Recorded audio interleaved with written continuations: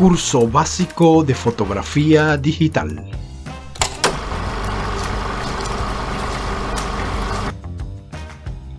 Amigas y amigos, sean todos cordialmente bienvenidos. Mi nombre es Alberto Subero y esto es El Mundo de Saras. En la continuación de nuestro curso de fotografía digital, hoy vamos a hablar de la segunda forma de quitar y poner luz en nuestra fotografía, que es conocida como la velocidad de obturación. Les recuerdo y les invito a que vayan a verlo, que en el capítulo anterior hablamos de la apertura y vimos los efectos creativos que la apertura puede tener sobre nuestra foto.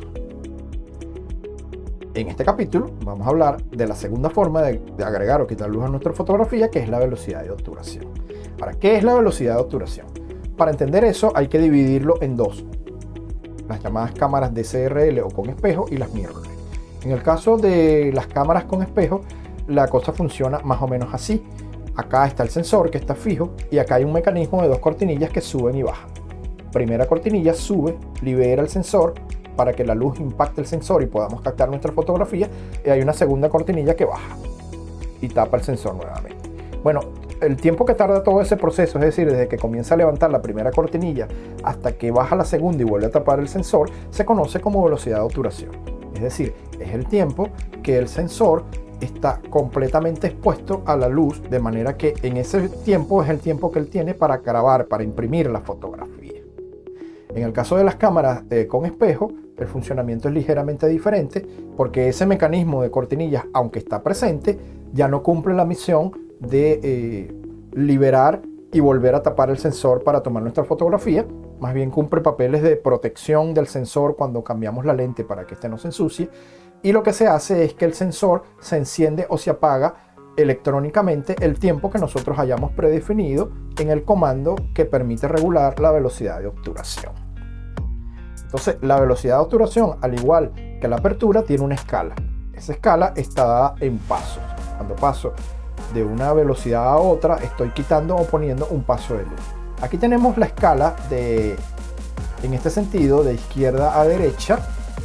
Y aquí está desde 2 segundos, las comillas significan segundos y esto se mide en segundos. Tenemos 2 segundos, 1 segundo, medio segundo, un cuarto de segundo y así sucesivamente hasta, en este caso, 1 sobre 1. Tanto a la izquierda como a la derecha hay más velocidades. Por ejemplo, a la derecha tenemos 1 sobre 2000, 1 sobre 4000, 1 sobre 8000 y algunas cámaras incluso velocidades más altas. Por este lado tenemos velocidades, tiempos más largos: 4 segundos, 8 segundos, 15 segundos, 30 segundos. Y después tenemos otras velocidades especiales que se llaman Bull o Time, que permiten controlar el tiempo que nosotros queremos que esté el obturador capturando la fotografía. Ahí lo podríamos dejar incluso indefinidamente si fuese el caso. Esta escala es bien sencilla. Viene de, por ejemplo, si paso de este a este, si voy de izquierda a derecha, entonces lo que se hace es que se divide el anterior por 2. Entonces la mitad de este es 1 segundo, la mitad de este es medio segundo, la mitad de este es un cuarto de segundo, la mitad de este es un octavo, la mitad del anterior. Aquí tiene algunos saltos, fíjense, aquí la mitad de este es 1 sobre 16, aquí aparece 1 sobre 15, cosas de la escala. Lo mismo pasa aquí, fíjense, la mitad de este es 1 sobre 120, sin embargo el correcto es 1 sobre 125 y así sucesivamente.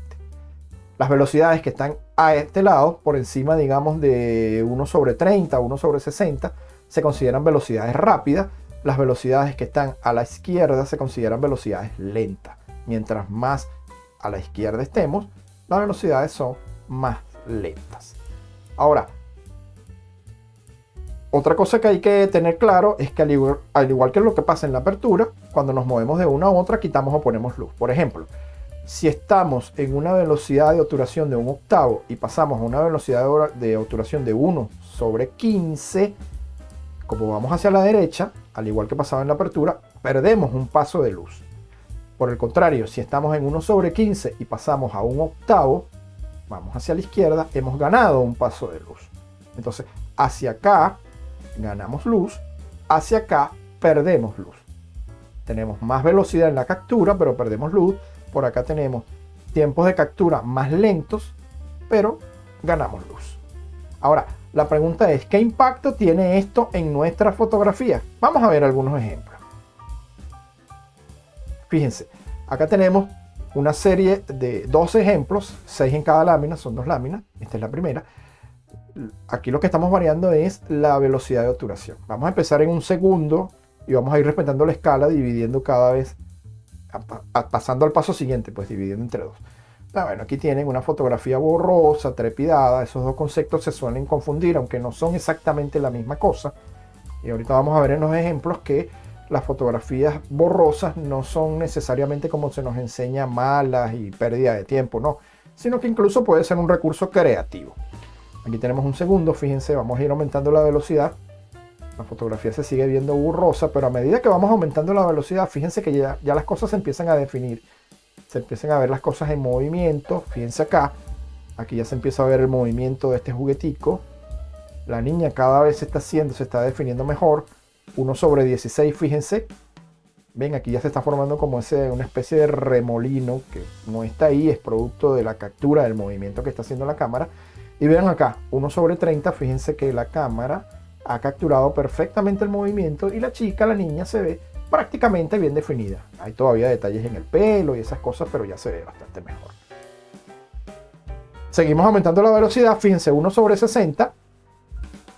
¿Sí? Vean cómo se ha capturado completamente el movimiento. 1/125, vean. A diferencia de esto, aquí se capturó el movimiento. Fíjense que aquí el movimiento, aunque todavía se ve un poco de la captura del movimiento, pero ya la imagen se tiende a congelar, el movimiento se tiende a congelar. Fíjense lo que pasa en 1/250, vean. El movimiento está prácticamente congelado, la niña está perfectamente definida, el pelo, el rostro, todo. Y fíjense, 1/500. Todo perfectamente congelado. Ven, aquí el movimiento se congeló, a diferencia de lo que pasa acá, de lo que pasa acá o de lo que pasa acá. Y de ahí en adelante, obviamente, al ya estar congelado, pues seguimos subiendo la velocidad de obturación, poniendo velocidades más rápidas y bueno, el movimiento va a seguir perfectamente congelado. Ahora, ¿por qué si ya lo teníamos congelados aquí, por qué entonces hay velocidades de obturación más rápidas? Bueno, porque no todos los movimientos son igual de rápidos. Por ejemplo, si usted quiere capturar el movimiento de una flecha, de un proyectil, cosa que se mueva muy rápido, un auto, un ciclista que está haciendo piruetas, ese tipo de cosas, o una carrera de 100 metros, ese tipo de cosas requieren de velocidades de obturación mucho más rápidas que 1/2000. Y ahí es donde se empiezan a diferenciar las cámaras de nivel medio de las cámaras profesionales. Es uno de los factores que hace la diferencia. Entonces aquí tenemos ya dos tipos de efectos creativos. Si nosotros queremos conseguir el efecto de capturar el movimiento, de tener cosas borrosas en nuestra fotografía, entonces lo que tenemos que hacer es utilizar velocidades de obturaciones lentas. Si por el contrario nosotros queremos congelar el movimiento, entonces lo que tenemos que utilizar son velocidades de obturaciones muy rápidas. Entonces aquí hay que aclarar que las cámaras modernas ofrecen como uno de sus recursos los llamados estabilizadores. Estos estabilizadores vienen bien sea en la lente o bien sea en el cuerpo. Y a veces cuando se juntan las dos cosas, entonces es maravilloso porque a veces tienes una cámara que tiene estabilizador integrado en el cuerpo y además tienes un lente que es estabilizado. Pues ahí es un matrimonio de esos bien arreglados, perfecto. Pero en general esos estabilizadores, mediante algoritmos y mediante ciertos movimientos del sensor, corrigen los movimientos que se pueden generar cuando nos vemos obligados a tomar fotografías como estas, con velocidades como estas de 1 segundo, de 1/4 de segundo, de medio segundo. El problema aquí es que cualquier movimiento de la cámara, y eso es muy grave para las personas que tienen un pulso terrible como el mío, cualquier movimentico, si está haciendo la fotografía a mano alzada, se va a transmitir inmediatamente a la cámara y eso va a hacer que la imagen se vea así como temblorosa. Eso sí es desagradable. Entonces, estos algoritmos tienden a corregir eso. ¿Qué significa eso en la práctica? Que podemos bajar bastante la velocidad de obturación sin el riesgo de que nuestra imagen salga trepidada. Pero en general, se recomienda, si te ves obligado a tomar fotos a alguna de estas velocidades pequeñas, 1/8, 1/16, 1 medio, 1 segundo, colocar la cámara sobre un trípode y utilizar un disparador, bien sea por cable o bien sea mecánico. Vamos a ver algunos ejemplos para ver de qué se trata todo esto. Fíjense, aquí tenemos una primera fotografía que es de mi cosecha. Esta fotografía es bien interesante, fue una fotografía casual, no programada. Lo que ven acá es un desfile, algo, para no ser muy largo el cuento, algo similar a lo que sería un desfile de carnaval en una ciudad del mundo. Aquí hay cosas que por supuesto no estaban en la realidad, fíjense. Si ustedes se fijan aquí, aparece como que si hubiera, no sé, un fantasma aquí arriba, ¿eh? ¿No? Entonces, bueno, estas son las cosas cuando utilizas velocidades de obturación lentas. No me recuerdo si en ese caso la velocidad de obturación lenta fue una decisión mía o fue con el apuro yo no me di cuenta y la cámara estaba configurada así, con esa velocidad y... Bueno, por lo rápido que se desarrolló la acción, yo no reconfiguré los parámetros, pero enhorabuena porque salió esta fotografía muy interesante. Una fotografía que, fíjense, que tiene valor, digamos, artístico. Aquí abajo, esto que ven acá, son los edificios de la ciudad, y bueno, esta es la gente desfilando. Y fíjense la cantidad de efectos curiosos e interesantes que hacen aparecer las velocidades de obturación lenta. Vamos a ver otra. Esta es otra de la que seguramente la mayoría de ustedes han visto muchísimo, porque esto es un recurso que se explota muchísimo. Esto es tomar fotografías de noche, las luces de la ciudad. Estas luces que ven acá son carros que van pasando. Como la velocidad de obturación es muy lenta y los carros van relativamente rápido, usted no ve el carro, no se ve el auto, pero sí se ve la estela de luz que dejan los autos. Entonces, esto que ven aquí son las estelas de luces que dejan los autos. Estos son autos que ya pasaron, ellos van demasiado rápido.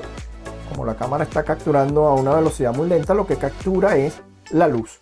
Se captura en la estela del rastro de la luz. Este es otro de las aplicaciones. Vamos a ver más. En el otro extremo tenemos el congelado de las imágenes. Fíjense, aquí tenemos imágenes perfectamente congeladas. Fíjense. Una cereza que la lanzan, esto parece leche, ¿no? La lanzan desde arriba, en una zona alta, y hay un vaso con algún líquido abajo. Esto parece leche, yogur o algo por el estilo. Y bueno, con velocidades de obturación bastante rápidas, se pueden lograr estos efectos. La frutilla cayendo en la leche y fíjense cómo se desborda todo el líquido alrededor, ¿no? O sea, ese es el tipo de cosas que se puede lograr. Y este tipo de fotografías es un clásico de los deportes, en este caso motocross.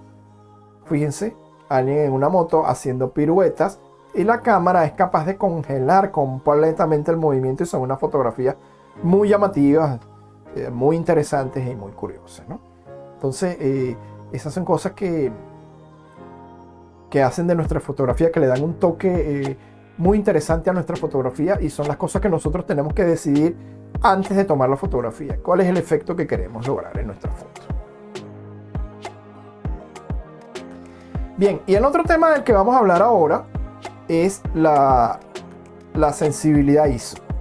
La sensibilidad ISO es bien interesante porque la sensibilidad ISO no es más que una amplificación electrónica de la señal. Recuerden que estamos hablando de fotografía digital y al final nuestra fotografía es una señal electrónica. Bueno, usted puede amplificar eso para colocarle más o menos luz dependiendo de cómo se maneja en la escala. Las cámaras digitales tienen lo que se conoce como un ISO nativo. El ISO nativo es el ISO estándar del sensor, el ISO con el que fueron hechas las cámaras básicamente, ¿no? En general, ese ISO nativo para la gran mayoría de las cámaras actuales es 100. Sin embargo, hay cámaras, por ejemplo, como mi D90 que tiene ISO nativo 200.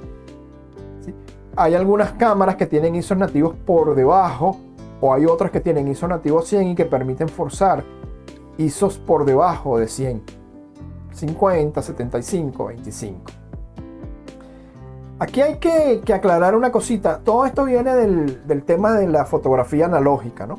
En el tema de las fotografías analógicas, el fotógrafo, dependiendo del tipo de fotografía que quisiera hacer, por ejemplo, si iba a fotografiar en un sitio con poca luz, digamos, una boda en una iglesia, los interiores de las iglesias suelen tener una iluminación tenue. Entonces, bueno, ahí hacía falta una mayor sensibilidad de la película, y simplemente compraba un carrete de película con una sensibilidad mayor a ISO 100, por ejemplo, ISO 200, ISO 400, ISO 800, etc. Dependiendo de lo que el fotógrafo quisiese lograr. Bueno, aquí en el caso de la fotografía digital, la cosa se hace por amplificación de la señal.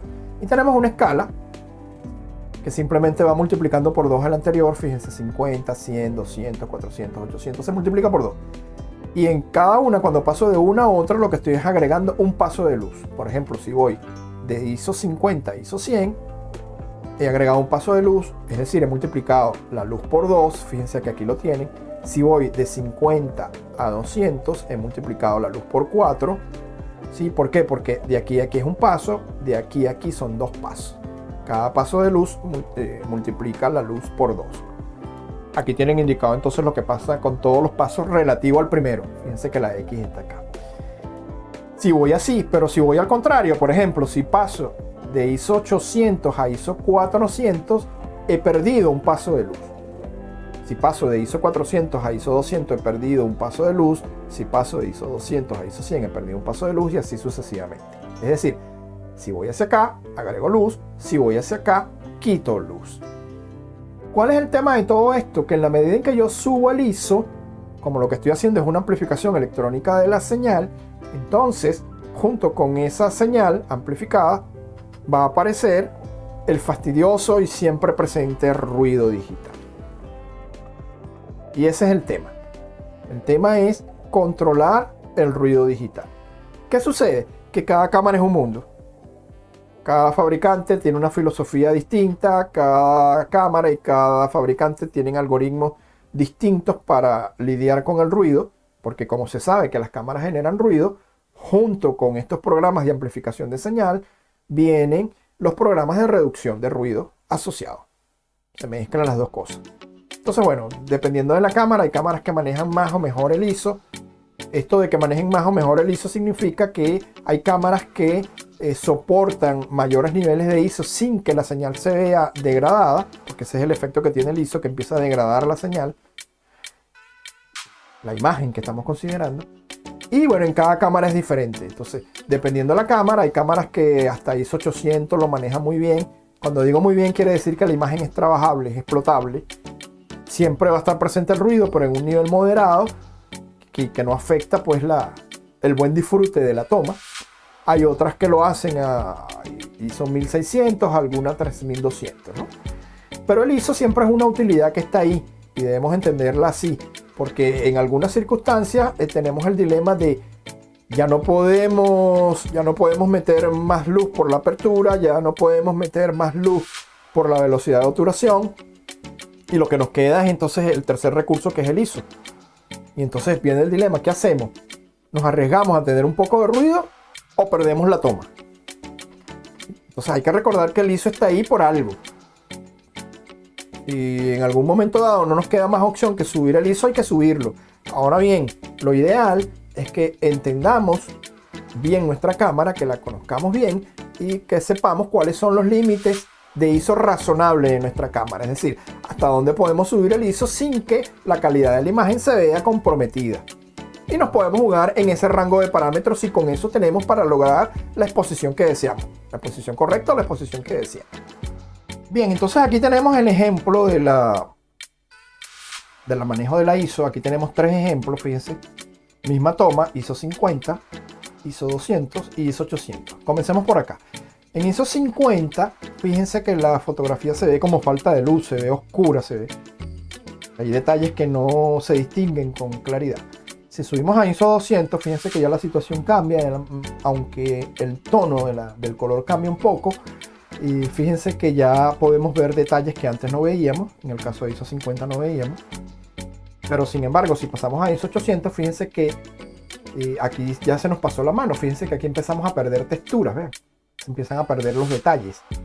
¿Ven? Eso quiere decir que la fotografía se está empezando a quemar, ¿sí? Toda esta parte que está aquí ya se está empezando a degradar.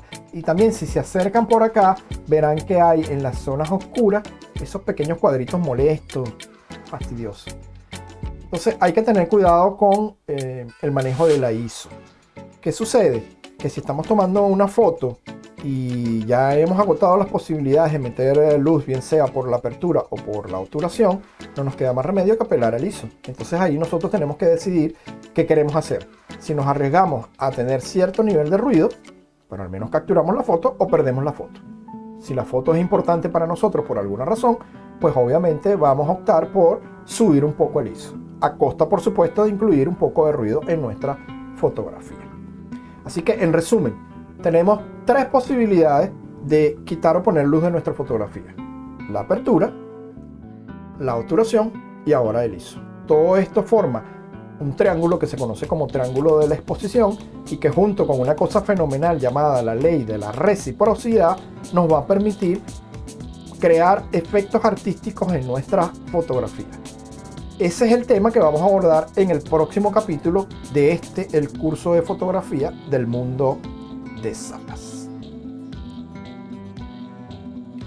Déjenme decirles que si les gusta este tipo de video y si les gusta el contenido que estamos subiendo a nuestro canal, por favor suscríbanse y activen las campanitas de notificación para que el sistema les indique cada vez que subamos un nuevo video al canal. Asimismo, debo decirles que abajo está la cajita de comentarios. Siéntanse libres de escribir ahí cualquier opinión, cualquier comentario. Si quisiéramos tratáramos algún tema en específico, siéntanse libres de hacerlo ahí. Recuerden que los comentarios los leemos todos y los respondemos todos a la brevedad posible. Así que nada, esta ha sido la lección del día de hoy en el curso de fotografía del mundo de Salas. Mi nombre es Alberto Subero y esto es El Mundo de Salas.